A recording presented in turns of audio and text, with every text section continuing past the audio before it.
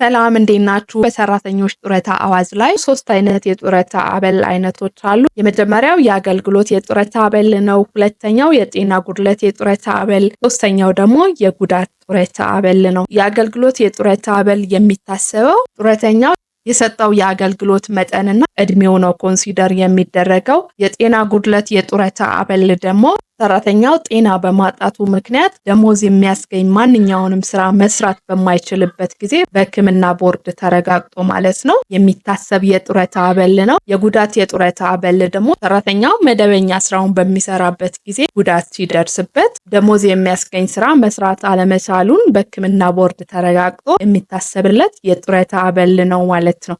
እያንዳንዳቸውን ስንመለከት የአገልግሎት ጡረታ አበል የሚገባው ሰራተኛ ቢያንስ 10 ዓመት ያገለገለ ሰራተኛ አገልግሎቱን ካቋረጠ እና የጡረታ መውጫው እድሜው ሲደርስ ማለትም 60 ዓመት የጡረታ እድሜው የጡረታ አበል እስከ እድሜው ልክ ድረስ ይከፈለዋል ማለት ነው። ሰራተኛው ከሞተ ደግሞ ለተተኪዎቹ የጡረታ አበሉ ይከፈለዋል። አንደኛው ሴናሪዮ ይሄ ነው። ሁለተኛው ደግሞ ቢያንስ 25 ዓመታትን ያገለገለ ሰራተኛ በራሱ ፍቃድ አገልግሎት ካቋረጠ የጡረታ መውጫው እድሜው ሊደርስ 5 ዓመታት ከሚቀረው ጊዜ ጀምሮ እስከ እድሜ ልኩ የአገልግሎት ጡረታ አበል ይከፈለዋል ማለት ነው። ይህ ማለት ለምሳሌ ሰራተኛው በ24 ዓመቱ ቢቀጠርና ከ49 ዓመቱ ላይ ስራውን ቢያቆም ከ6 ዓመት በኋላ የአገልግሎት የጡረታ አበሉ ይከበርለታል ማለት ነው። እንግዲህ የአገልግሎት ዘመን የሚቆጠረው በሙሉ ዓመት፣ በሙሉ ወራትና በሙሉ ቀናት ይሆናል። ቀድሞ በነበረው አዋጅ ላይ ከ7 ወር በታች የሆነ የአገልግሎት ጊዜ የአገልግሎት ዘመን ቁጥር ውስጥ አይገባም ነበረ። ከ7 ወር በላይ የሆነው ጊዜ ደግሞ እንደ 1 ዓመት ይታሰብ ነበረ ማለት ነው። በዚህኛው አዋጅ ግን እያንዳንዱ ዓመት፣ እያንዳንዱ ወራትና እንደዚሁም ደግሞ እያንዳንዱ ቀናት የአገልግሎት ዘመን ጊዜ ውስጥ ገብቶ ይቆጠራል። ከዛ ውጪ ደግሞ ሰራተኛው ደሞዙ ሳይቋረጥ በማናቸውም ምክንያት አገልግሎቱን አቋርጦ በነበረበት ጊዜ በትምህርት ምክንያት፣ በወሊድ እረፍት ምክንያት ሊሆን ይችላል። በሌሎች ማናቸውም ምክንያት ደሞዝ እየተከፈለው ነገር ግን አገልግሎት እየሰጠ ባልነበረበት ጊዜ ሁሉ የአገልግሎት ዘመኑ ይቆጠርለታል። ከዛ ባለፈ ደግሞ ሙሉ ጊዜውን በማናቸውም የመንግስት አካል በህዝብ ወይም ደግሞ በሰራተኛ ማህበር በተመራጭነት አገልግሎት የሰጠበትም ጊዜ የጡረታ መዋጮ እስከተከፈለ ድረስ ምንም እንኳን አገልግሎት ያልሰጠ ቢሆንም የአገልግሎት ጊዜው ይቆጠርለታል ማለት ነው። ከዛ ባለፈ የአገልግሎት ዘመን አቆጣጠር ላይ በከባድ ወይም ደግሞ ለጤንነትና ለህይወት አስጊ በሆኑ የስራ መስኮች ላይ የተፈጸመ አገልግሎት እስከ 2 እጥፍ ድረስ እንዲቆጠር እንደዚህ ሊወሰን ይችላል። የእድሜ አቆጣጠሩን ስንመለከት ደግሞ ለመጀመሪያ ጊዜ ሰራተኛው ሲቀጠር የመዘገበው የልደት ዘመኑ ነው የሚታሰበው። ከዛ ቀን ጀምሮ እስከ 60 ዓመቱ ድረስ ነው ማለት ነው የሚታሰብለት። ስለዚህ የመጀመሪያ ስራችሁን ስትቀጠሩ የሞላችሁት የልደት ዘመን እናሻሽለው እንቀይረው ብላችሁ ማንኛውንም አይነት ማስረጃ ከሆስፒታል ብትሉ፣ ከሃይማኖት ተቋማት፣ ኢቭን ከፍርድ ቤት ራሱ ብታመጡ ለመጀመሪያ ጊዜ የሞላችሁትን የልደት ዘመን ማሻሻል አይቻልም ማለት ነው። በኤክሰፕሽን ደግሞ አስተዳደሩ በሚያደርገው ጥናት መሰረት ከ60 ዓመት በላይ የሆነ የጡረታ መውጫ እድሜ ሊወሰን እንደሚችል እንደዚሁ በአዋጁ ተጠቅሷል ማለት ነው። ከዛ ባለፈ ደግሞ አስተዳደሩ በሚያደርገው ጥናት በከባድ ወይም ደግሞ ለጤንነትና ለህይወት አስጊ የሆኑ የስራ መስኮች ላይ ለተሰማሩ ሰራተኞች ከ60 ዓመት ያነሰ ጊዜ የጡረታ መውጫ እድሜ ሊወሰን እንደሚችል እንደዚሁ በአዋጁ ተደንግጓል ማለት ነው። ስለዚህ የአገልግሎት የጡረታ አበል የሚወሰነው በሁለቱ ነው ማለት ነው። አንደኛ ሰራተኛው አገልግሎት የሰጠበት ዘመን፣ ሁለተኛው ደግሞ የሰራተኛው እድሜ ኮንሲደር ይደረጋል ማለት ነው የአገልግሎት ጡረታ አበልን ለመወሰን። የአገልግሎት ጡረታ አበል መጠን የሚሰላው ሰራተኛው ለመጀመሪያው 10 ዓመት ላገለገለበት ጡረታ ከወጣበት ወደ ኋላ የ3 ዓመታት ወይም ደግሞ 36 ወራት ሲከፈለው የነበረው ደሞዙ አማካይ ተደርጎ የሱን 30% ድረስ ለመጀመሪያው የ10 ዓመት አገልግሎቱ ይታሰብለታል ማለት ነው። ከ10 ዓመት በኋላ ላገለገለበት ለእያንዳንዱ ዓመታት ደግሞ በ1.25% ይባዛለታል። ለምሳሌ ሰራተኛው ጡረታ ከመውጣቱ 3 ዓመታት በፊት ሲያገኝ የነበረው የደሞዝ መጠን 15,000 ብር ለ16 ወራት፣ 20,000 ብር ደግሞ ለ11 ወራት፣ 25,000 ብር ደግሞ ለ9 ወራት ያገኘ ቢሆን የዚህን የአገልግሎት የጡረታ አበል ለማስላት 15,000 ብር ለ16 ወራት ተከፍሎታል። ስለዚህ 15,000 ብር ሲባዛ በ16 ወራት እናረጋለን 240 ሺህ ብር ይመጣል። ለ11 ወራት ደግሞ ሲከፈለው የነበረው 20 ሺህ ብር ነው። 20 ሺህ ብር ሲባዛ በ11 እናደርጋለን 220 ሺህ ብር ይመጣል። ከዛ ደግሞ 25 ሺህ ብር 9 ወራት ሲከፈለው ነበረ 25 ሺህ ብር ሲባዛ በ9 እናደርጋለን 225 ሺህ ብር ይመጣል ማለት ነው። ከዛ ሶስቱንም እንደምራቸዋለን። በ3 አመታት ውስጥ ሲከፈለው የነበረው ጠቅላላ የደሞዙ መጠን ነው 685 ሺህ ብር ይመጣል። በ3 አመት ውስጥ ወይም ደግሞ በ36 ወራት ጊዜ ውስጥ ሲከፈለው የነበረውን የደሞዙ መጠን ለ36 ወራት እናካፍለዋለን። የ3 አመት አማካይ ደሞዙ 19027.78 ሳንቲም ይሆናል ማለት ነው። ስለዚህ የ3 አመት አማካይ ደሞዙን ለመጀመሪያው 10 አመት 30% ነው የምንወስድለት። ከዛ በኋላ ላገለገለው አገልግሎቱ ደግሞ 1.25% ነው የምናበዛው። ሰራተኛው ጠቅላላ ያገለገለበት አመታት ደግሞ 36 አመት ቢሆን ከ36 አመት ውስጥ ለመጀመሪያው 10 አመት ያገለገለውን 30% ነው የሚወሰድለት። የተቀሩት አመታት ደግሞ ከ36 አመት ላይ 10ን አመት ስናነሳለት 26 አመት ይቀረናል። ለ26 አመቱ ደግሞ በ1.25% ነው የምናበዛው። ይሄ ደግሞ 32.5% ይሰጠናል። ሁለቱንም ፐርሰንቶች እንደምራቸዋለን። 30% ሲደመር 32.5% እናደርጋለን። ይሄ ደግሞ 62.5% ይሰጠናል። ሰራተኛው በ36 ወራት ጊዜ ውስጥ አማካይ ደሞዙ ቅድም ካልኩሌት ያደረግነው 19027 ብር ከ78 ሳንቲም ነው። ይህንን በ62.5% እናበዛለን። ይህ ደግሞ 11892 ብር ከ36 ሳንቲም ይሰጠናል። ይሄ ማለት የሰራተኛው የአገልግሎት የጡረታ አበሉ 11892 ብር ከ36 ሳንቲም ይሆናል ማለት ነው። ነገር ግን የአገልግሎት ጡረታ አበሉን በምናሰላበት ጊዜ የ3 አመት አማካይ ደሞዙ ከ70% መብለጥ አይችልም። ይህ ማለት ለምሳሌ ሰራተኛው 43 አመታት ያገለገለ ቢሆን የ3 አመት አማካይ ደሞዙ 22000 ብር ቢሆን ለመጀመሪያው 10 አመት 30% ይታሰብለታል። ከ10 አመት በኋላ ላገለገለው ደግሞ በ1.25% ይባዛለታል። ይህ ማለት ከ43 አመት ውስጥ የመጀመሪያው 10 አመት ሲነሳ 33 አመት ቀሪ ያለው። ስለዚህ 33 አመቱን በ1.25 እናበዛዋለን። 43.75 አለ። ሁለቱን ስንደምራቸው 73.75% ሆነ ማለት ነው። 73.75%ን ቀጥታ መውሰድ አንችልም፣ ምክንያቱም ከ70% በላይ ሊታሰብ እንደማይገባ በአዋጁ ገደብ ስለተደረገለት። ስለዚህ ማክሲመሙን 70% እንወስድለታለን ማለት ነው። የ3 አመት አማካይ ደሞዙ ወይም የ36 ወራት አማካይ ደሞዙ 22000 ብር ነው። 22000 ብር ሲባዛ በ70 እናረግና 15400 ብር የአገልግሎት የጡረታ አበል ይሆናል ማለት ነው። ነገር ግን ይህ 70% ገደብ የተደረገው የጡረታ አበል ጭማሪ በሚደረግበት ጊዜ የጡረታ አበል መጠኑ የአማካይ ደሞዙን ከ70% በላይ አልፎ ሊሄድ ይችላል። በዚህ ጊዜ ገደብ የለውም ማለት ነው። ለመጀመሪያ ጊዜ ግን የአገልግሎት የጡረታ አበሉ ሲወሰን ከሰራተኛው የ3 አመት አማካይ ደሞዙ ከ70% መብለጥ አይችልም። ነገር ግን ሰራተኛው ከ10 አመት ያነሰ አገልግሎት ፈጽሞ የጡረታ ማውጫ እድሜው ቢደርስ የጡረታ አበል አያገኝም። ነገር ግን የአገልግሎት ዳረጎት ይከፈለዋል ማለት ነው። ምክንያቱም የጡረታ አበል አገልግሎት ለማግኘት ሚኒመም 10 አመት ያገለገለ ሰራተኛ መሆን አለበት። የአገልግሎት ዳረጎት የሚባለው የአንድ ጊዜ ክፍያ ነው። ይህ የአገልግሎት ዳረጎት የሚታሰበው ሰራተኛው ከስራ ከተሰናበተ ወር በፊት ይከፈለው የነበረው ደሞዙ በ1.25 እንደዚሁም ደግሞ ላገለገለበት አመታት ተባዝቶ ነው የሚታሰበው ማለት ነው። ለምሳሌ ሰራተኛው ጡረታ ከመውጣቱ በፊት የነበረው የወር ደሞዙ 15000 ብር ቢሆን 15000 ብር ሲባዛ በ1.25 ሲባዛ ደግሞ ላገለገለው አመት ነው የሚደረገው። የአገልግሎት ዘመኑ ደግሞ 8 አመት ቢሆን በ8 ይባዛል ማለት ነው። ይህ ደግሞ 150,000 ብር ይመጣል። የአገልግሎት ዳረጎት አንድ ጊዜ ብቻ ነው የሚከፈለው። እንደ ጡረታ አበል በየወሩ የሚከፈል አይደለም። ሁለተኛው የአበል አይነት ደግሞ የጤና ጉድለት የጡረታ አበል ነው። ይህንን የጡረታ አበል ማግኘት የሚችለው ሰራተኛ ቢያንስ 10 አመታትን ያገለገለ ሰራተኛ ሆኖ በጤና ጉድለት ምክንያት ደሞዝ የሚያስገኝ ማናቸውንም ስራ መስራት የማይችል መሆኑ ተረጋግጦ ከስራ ሲሰናበት የጤና ጉድለት የጡረታ አበል እስከ እድሜው ልክ ይከፈለዋል ማለት ነው።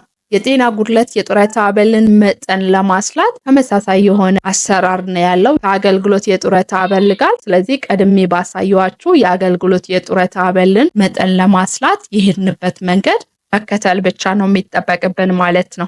እንደዚሁም ደግሞ የጤና ጉድለት የገጠመው ሰራተኛ ከ10 ዓመት ያነሰ ያገለገለ ከሆነ በጤና ጉድለት ምክንያት ለስራ ብቁ ባለመሆኑ ከስራ ሲሰናበት የጤና ጉድለት ዳረጎት ይከፈለዋል ማለት ነው። ከ10 ዓመት በታች ስላገለገለ ነው። ከ10 ዓመት በላይ ቢሆን ኖሮ የጤና ጉድለት የጡረታ አበል ነበረ የሚታሰብለት።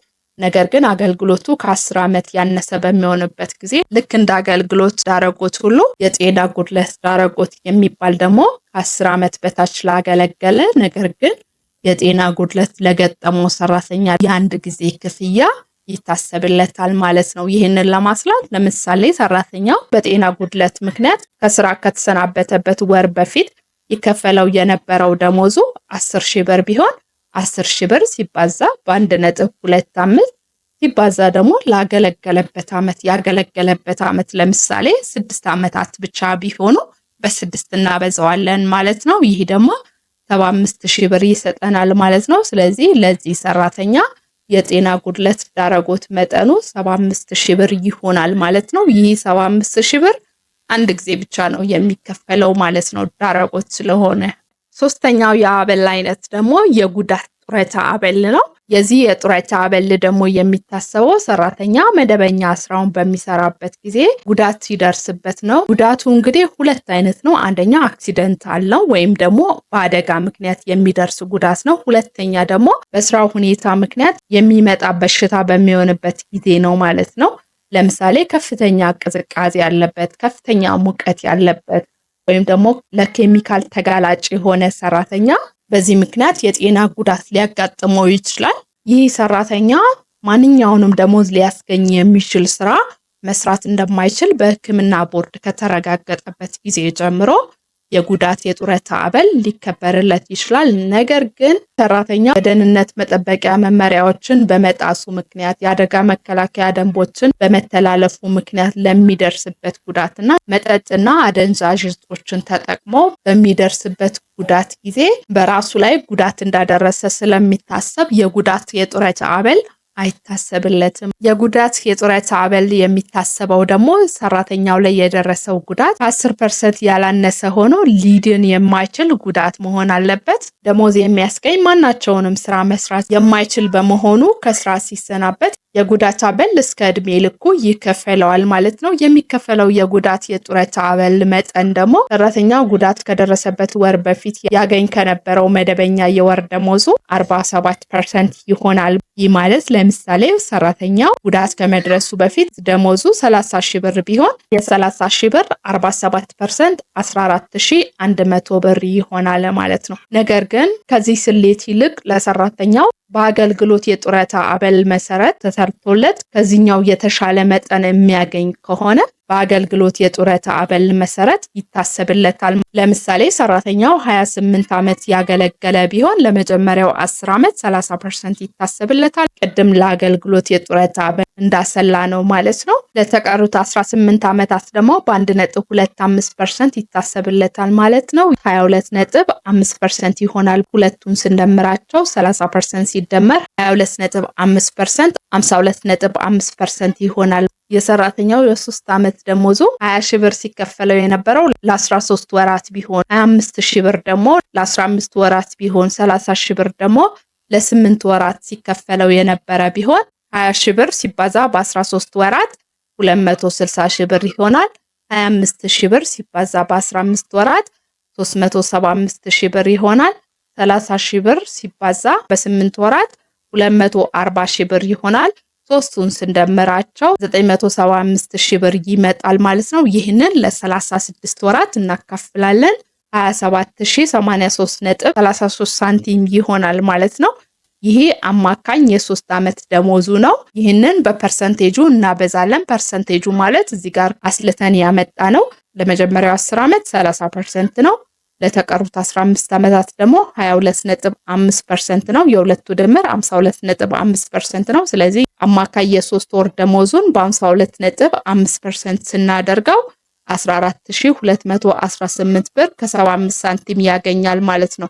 ከሁለቱ ኮምፔር እናደርጋለን ማለት ነው። በጉዳት አበል ካልኩሌት ሲደረግለት 14100 ብር ነው። በአገልግሎት የጡረታ አበል ካልኩሌት ስናደርግለት ደግሞ 14218 ብር ከ75 ሳንቲም ነው። ስለዚህ የተሻለው የአገልግሎት የጡረታ አበሉ ስለሆነ ይህንን የአገልግሎት የጡረታ አበሉን ይታሰብለታል ማለት ነው። ነገር ግን የጉዳት መጠኑ ከ10% ያላነሰ ሆኖ ስራ መስራት የሚችል በሚሆንበት ጊዜ የጉዳት የጡረታ አበል አይታሰብለትም። የሚታሰብለት የጉዳት ዳረጎት ይሆናል። ይህም ጉዳት ከመድረሱ በፊት ሲያገኝ የነበረው የወር ደሞዙ ሲባዛ በ47% ሲባዛ በ60 ሲባዛ ደግሞ የጉዳቱ መጠን እንግዲህ የጉዳት የጡረታ አበልም ለማግኘት የጉዳት ዳረጎትም ለማግኘት የጉዳት መጠኑ ከ10% ያላነሰ መሆን አለበት። ልዩነቱ የጉዳት የጡረታ አበል ለማግኘት ማንኛውንም ደሞዝ ሊያስገኝ የሚችል ስራ መስራት የማይችል መሆኑ በሕክምና ቦርድ የተረጋገጠ ይሆናል።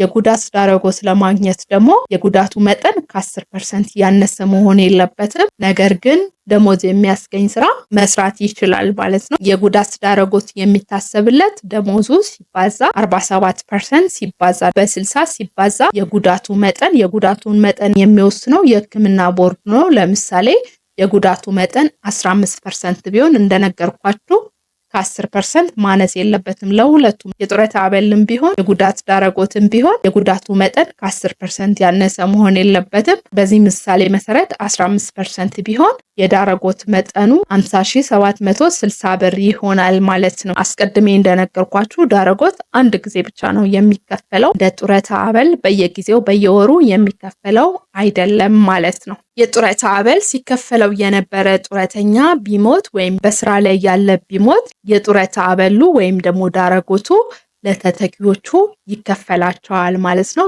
ተተኪዎች የሚባሉት ሚስት ወይም ባል፣ ከ18 ዓመት በታች የሆኑ ልጆች፣ ነገር ግን ልጆቹ የአካል ጉዳተኛ ወይም ደግሞ የአእምሮ ህመምተኛ ከሆኑ ከ21 ዓመት በታች መሆን ይጠበቅባቸዋል። ሌላኛው ተተኪ ደግሞ ወላጆች ናቸው። ወላጆች በሚሆኑበት ጊዜ ግን ሙሉ ለሙሉ ወይም ደግሞ በአብዛኛው በሟች ልጃቸው ሲረዱ የነበሩ ከሆነ ተተኪዎች ይሆናሉ ማለት ነው። ስለዚህ እነዚህ ሶስቱ ናቸው። ለተተኪዎች የጡረታ አበል የሚታሰበው አንደኛ የአገልግሎት ወይም የጡረታ አበል ወይም ደግሞ የጉዳት ጡረታ አበል በመከፈል ላይ ያለ ከሞተ ነው።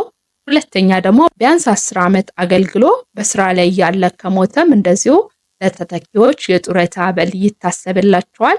ሶስተኛ ደግሞ በስራ ላይ በደረሰ ጉዳት ምክንያት ከሞተ እንደዚሁ ለተተኪዎች የጡረታ አበል ይታሰብላቸዋል ማለት። ለተተኪዎች የሚታሰበው ዳረጎት ደግሞ ሟቹ ከ10 ዓመት ያነሰ አገልግሎት ያለው ሰራተኛ በስራ ላይ ያለ ከሞተ ለተተኪዎቹ ዳረጎት ይከፈላቸዋል። ነገር ግን የዳረጎት ክፍያ የሚከፈላቸው ተተኪዎች ባል ወይም ሚስት፣ ከ18 ዓመት በታች የሆኑ ልጆች፣ የአካል ጉዳተኛና የአእምሮ ህመምተኛ ከሆኑ ደግሞ ከ21 ዓመት በታች ለሆኑ ልጆች ብቻ ነው። ወላጆች የተተኪ ዳረጎት የማግኘት መብት አይኖራቸውም ማለት ነው። ለተተኪዎች የሚታሰብላቸው የጡረታ አበል መጠን ስንመለከት ለሚስት ወይም ለባል በሚሆንበት ጊዜ ሟቹ የጡረታ አበል ሲያገኝ ከነበረው 50% ያሰብላቸዋል።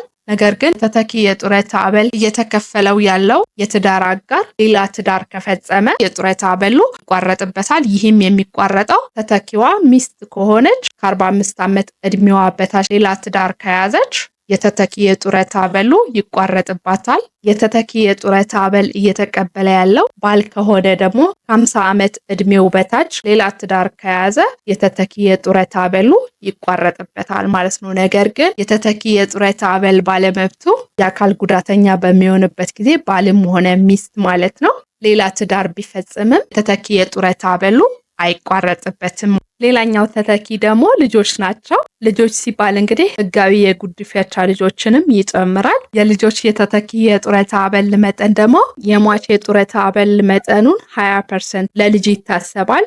ሁለቱም ወላጆች ለሞቱበት ልጅ ደግሞ የጡረታ አበሉ 30% ይሆናል ማለት ነው። እንደዚሁም ደግሞ የጡረታ አበሉን ሲያገኙ የነበሩት ሁለቱም ወላጆች በሚሆንበት ጊዜ ተተኪው ልጅ ከእያንዳንዳቸው 20% ይታሰብለታል። ነገር ግን ከእያንዳንዳቸው የሚቀበለው 20% መጠኑ አንዱ ወላጅ 30% ቢቀበል የተሻለ የሚሆን ከሆነ ወይም ደግሞ የሚበልጥ የሚሆን ከሆነ 30% የተሻለ ከሚያገኘው ወላጁ የጡረታ አበል ላይ ይታሰብለታል ማለት ነው። የወላጅ የጡረታ አበል ደግሞ ወላጆች እናትም አባትም በሚሆኑበት ጊዜ ለእያንዳንዳቸው የጡረታ አበል 15% ይታሰብላቸዋል። ነገር ግን ልጃቸው ሌላ ተተኪ ከሌለው ለወላጆቹ ለእያንዳንዳቸው 20% የጡረታ አበል ይታሰብላቸዋል። እንግዲህ የጡረታ አበል እንደምታውቁት በየወሩ ነው የሚከፈለው በአንዳንድ ኤክሰፕሽኖች ካልሆነ በስተቀር።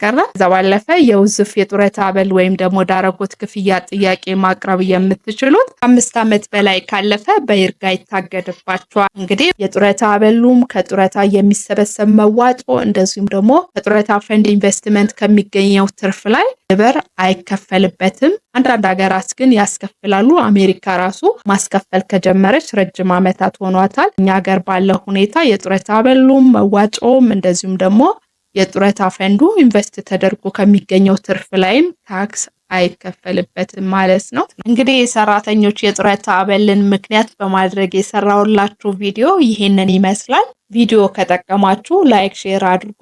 ለቤኮ ቲዩብ እንግዳ ከሆናችሁ ሰብስክራይብ አድርጉት። አብራችሁኝ ስለቆያችሁኝ አመሰግናለሁ። ቻው።